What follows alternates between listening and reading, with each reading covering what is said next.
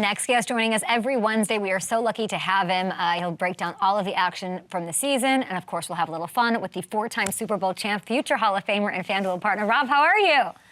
I'm doing good, Kay. It's been a long offseason, but I'm glad to be back. And we're here back at it, about to talk football. And super glad that football season is about to start back up. Been missing out on some games, that's for sure. Yeah, you're going to do your thing for Fox, which is amazing. Still rocking it with FanDuel, which we love. What was your favorite part of the summer? I saw you everywhere. My favorite part was going to Europe this summer. I went to Poland, actually, for the beginning of the trip, and I went there with Monster, and we did like a USOO type of trip, and we visited 3 bases there, got to do meet and greets with all the military and all the guys serving our country over in Poland.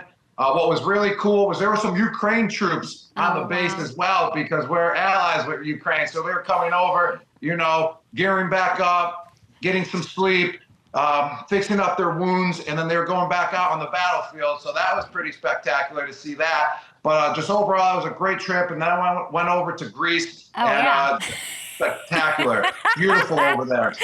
Wait, I didn't know that you were specifically in Poland. Now, I have to tell you, my family's from Poland, my mom and dad, they don't follow football at all, but from the beginning of time, Gronk was their favorite player just because of your last name. And it was, does he speak Polish? Does he know Polish? Does he whatever? Did you learn any Polish over in Poland?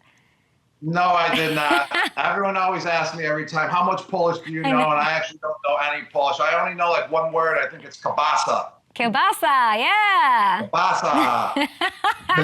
I love that. That's amazing. You're always paying it forward, and it's something that is so not talked about with you, since you're such a character that's larger than life. So that's amazing that you spent time doing that. Very, very cool. Roast of Tom Brady. You're directing Sam Elliott in commercials. You're throwing out first pitches at Fenway. That's crazy. What was the bigger moment for you? Beating these kids across the finish line at the NFL Fan Fest, or stealing the show on the dance floor with Tiffany Haddish at Michael Rubin's white party? I would say being at the Fanatics Fest, that was an unbelievable event that Michael Rubin threw. I mean, it was like the NFL experience, but with every sport. So there was basketball players there. There was WWE wrestlers there. There was NHL players there, obviously NFL football players as well. And then I got to do the 40-yard dash, race the kids. And whenever I can, do something with the kids, do an event with the kids, show the kids, some football techniques or race them, it's always a good time, because kids are free-minded like myself. I'm like a big kid, so racing them in a 40-yard dash was really cool. Let's talk turkey, Rob Gronkowski. Let's do this. Do what you were born to do tomorrow. It's here. NFL kickoff, Ravens, Chiefs. Oh, my goodness. What is where does your head go when I just say that matchup? I get excited just because the game of football is back. The NFL is back, and everyone loves the NFL. Everyone loves the game of football. It brings the country together. It brings your friends together. It brings your family together. So excitement is the first thing that comes to mind. And what I think about this game is that it's a rematch of the playoff game last year. And can Lamar Jackson finally get over that hump and win a big game? This is what everyone's going to see, and that's what it's all about this Thursday night. How does he do it? Do you think he does it? What do you think happens with Lamar in this game?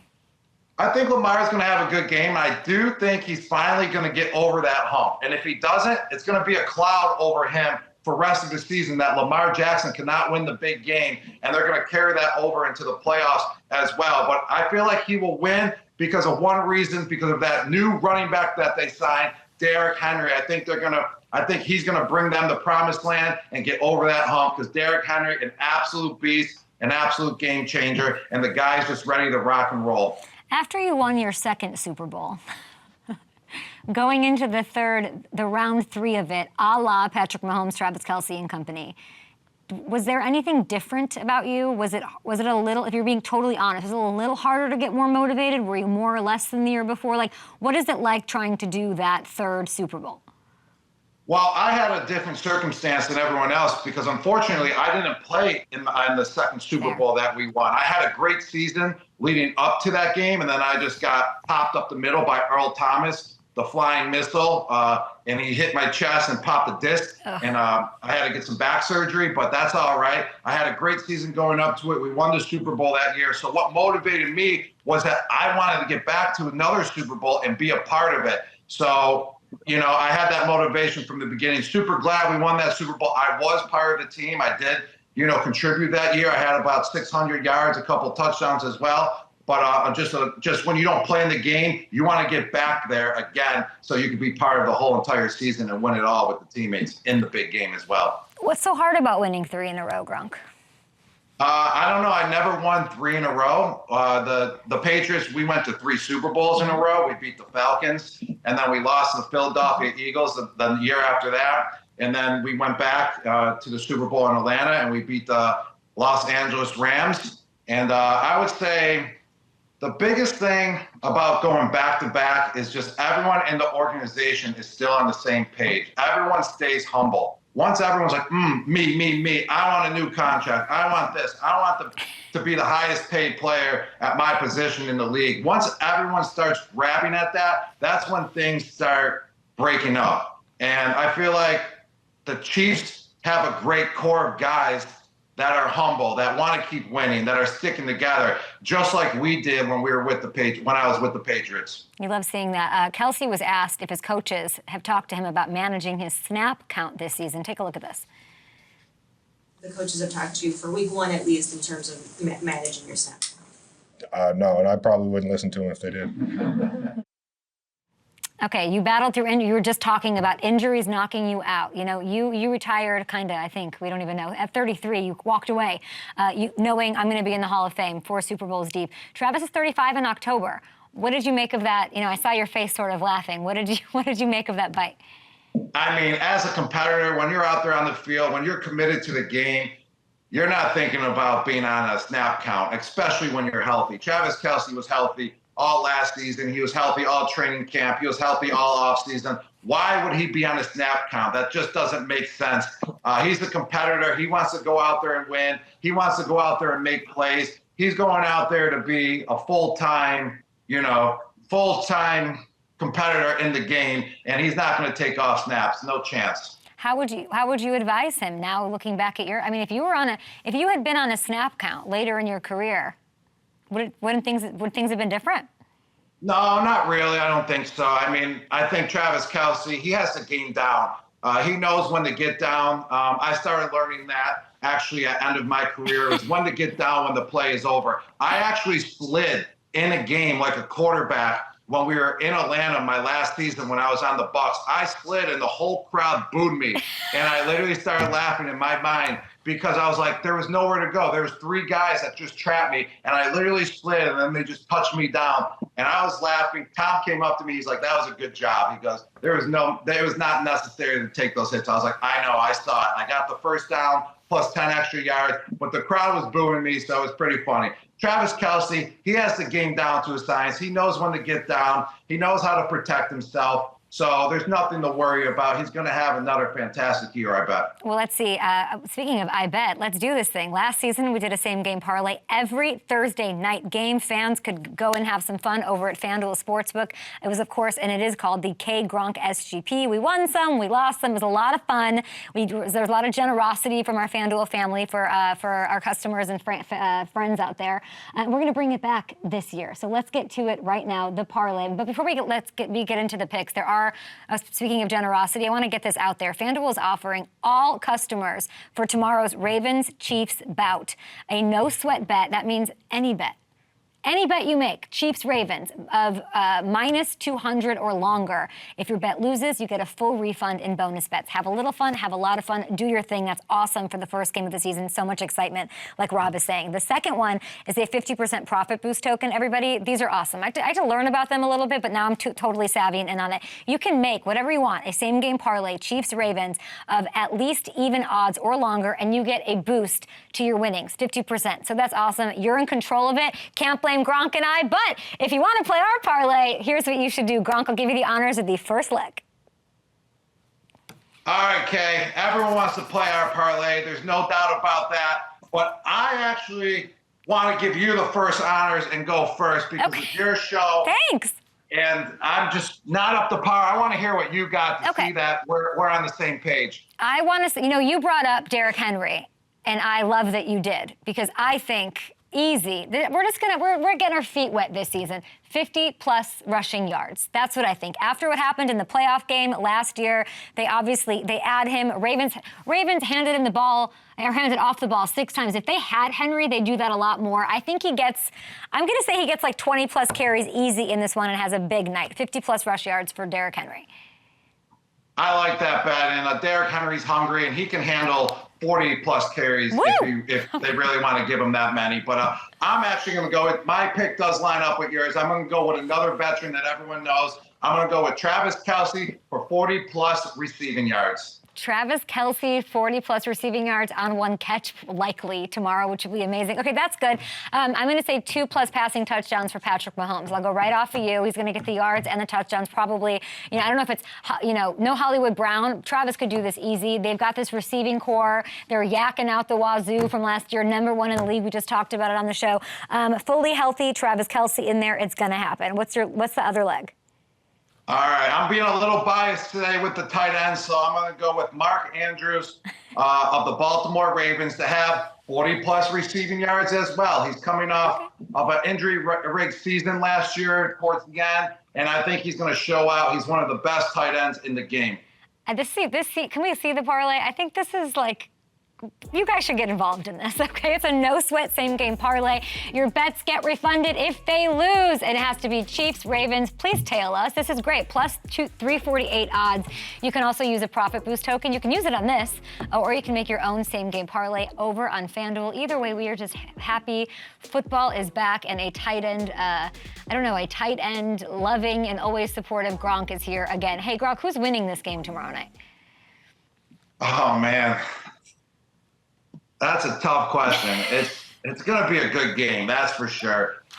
I'm just going to go with the Baltimore Ravens because of the addition of Derrick Henry. If they did not sign Derrick Henry to bolster their offense, I would go with the Kansas City Chiefs. But also the Kansas City Chiefs offense is going to be throwing bombs. They're going to be on fire this year. Patrick Mahomes has so many weapons now at the wide receiver position. He's going to have so many guys to choose from and so many different plays, to pick from that. It's going to be a great game. NFL fans are going to love it. I'm going to love watching the game. But just overall, I think the Baltimore Ravens will get their revenge and get it done by probably like 3 points to win by. Yeah, do you think week 1 is like a sloppy week? Like, nobody ever points back to week 1 as like, oh, I knew right off the gate. Like, what should I brace myself for whatever I see this weekend? I think it's sloppy for teams that are inexperienced, that have a lot of rookies on their team. Like the Kansas City Chiefs versus the Baltimore Ravens, it's going to be like mid-season form football. They got a lot of vets. They got a great coaching staff. They're going to be prepared on the offensive side of the ball, the defensive side of the ball, and on special teams. So this game will not be sloppy. It will be like it's a playoff game. Did you see that Belichick is obviously, who has more jobs, you or Bill Belichick this year? I think Coach Belichick now has more jobs than I do. Yes, he's in the media every day with a new network. It's unbelievable. You got to give him kudos, and he's doing a great job. He knows how to break down the game of football better than anyone, just like he knew how to coach the game of football. Now he has a show with Underdog Fantasy. Shout out Josh Norris. We love those guys there. And Matt Patricia is in it. Have you seen this? No, I have not seen any of it yet. Do you think Matt Patricia is a media darling, potentially? I really don't see that. I never really seen Patricia in the media. Maybe if he grows out his beard all the way, he can be a type of character. Okay. Which I hope he does do that. Yeah, he has so many jobs. I'm just Googling, like it's unbelievable. What happens when Adam Sandler calls Belichick and offers him a role in Happy Gilmore 2 and not you? I'll be happy for Coach Belichick. I'm super happy about Happy Gilmore 2 coming out, getting filmed, because obviously we talked about it plenty of times. Happy Gilmore, the first one is definitely by far my favorite movie of all time. I watched it over like 20 times growing up as a kid. Me and my friend always referenced it growing up. We always did the Happy Gilmore swing. So if he calls up Coach Belichick to be in it and not myself, I'll be happy for Coach Belichick. You can't do everything in life, okay? So I'll be happy to watch it though in theaters. No, I listen. The second I saw, and I love Travis Kelce. You love Travis. The second I saw it, I went, Travis Kelce's gonna have her. Where's Gronk? Gronk knows every word to this. And I'm thinking like, Adam Sandler, what are we doing here? Okay, I need to hire you as my movie agent. Get me in the movie, okay? Come on. Yeah, you know, I think, I'm better than Drew Rosenhaus in these matters. Absolutely, I'll do that. But, I mean, it's absolutely crazy. And hopefully you do get that call and you get that going. Okay, we're going to get to some prediction stuff here, okay? We are going to, I just want to ask you, I think we're just doing win totals. We're doing all this. Here, I'm going to ask you just some random questions about week one. Your New England Patriots sitting at 4.5 wins. Over, under? I'm going to go over, but not by much. I think they're only going to win about 5 to 6 games. And I think they're going to struggle at the beginning of the season, and then they're going to pick it up, get the feel of each other, get the feel of the offense going, because they got a solid defense, and they'll win about 5 to 6 games. So over. Will we see Drake May before or after week 6 of the season? I think we'll see Drake May about mid-season, so about week 8, week 9, week 10, right around there. You think that's how long it'll take the O-line to sort of feel okay?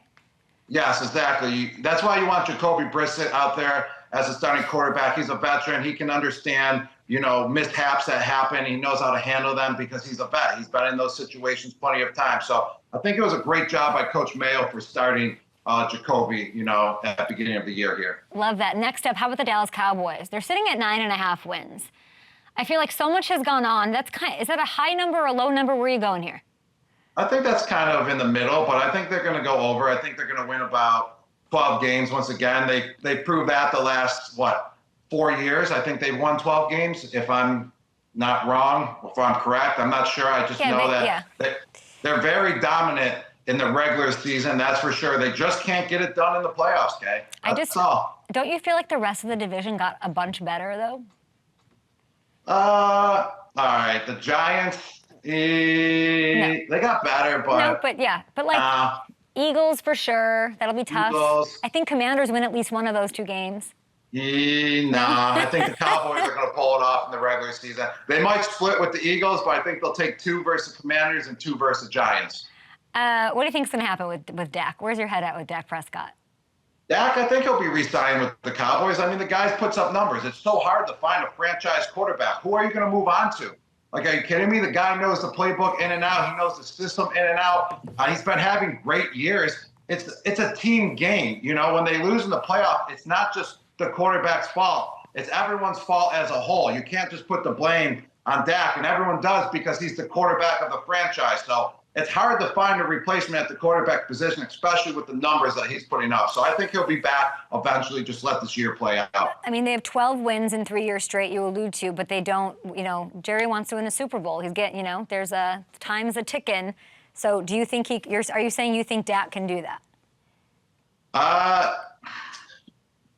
think he can possibly win a Super Bowl, but if you look at the big picture, and you're winning every year and you're going to the playoffs every year, that's success in the NFL. Imagine getting rid of him and then they bring in another quarterback who's throwing for less yards, less touchdowns, and they don't even make the playoffs. That will sting even more. When you're already having success, you got to stick with it, especially in the NFL. Every single team that's on the top wants to win the Super Bowl, but it's the hardest thing to do in sports. So when you're winning, though, you got to keep those guys around because they're going to give you the best chance to win that Super Bowl. Gronk, what is that painting behind you?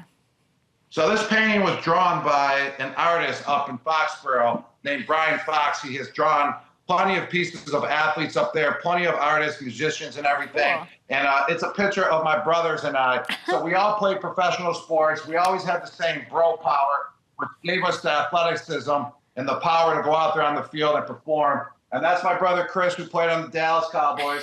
That's me right there in the New England Patriots. Hold on, let me tilt it up a little. Yeah, amazing. That right there is my oldest brother. He played in the minor leagues for 6 years for the Los Angeles Angels.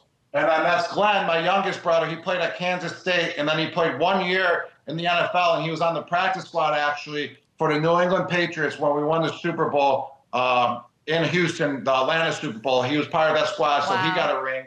And that's my brother Dan, who was the first one to get in the NFL as a tight end. He was drafted in the 7th round. He played for the Lions and a couple other teams. So it's a very cool drawing. It's just motivation every day and just cool to have hanging up in my office. Gordy must be so proud. That is so freaking cool. I love that.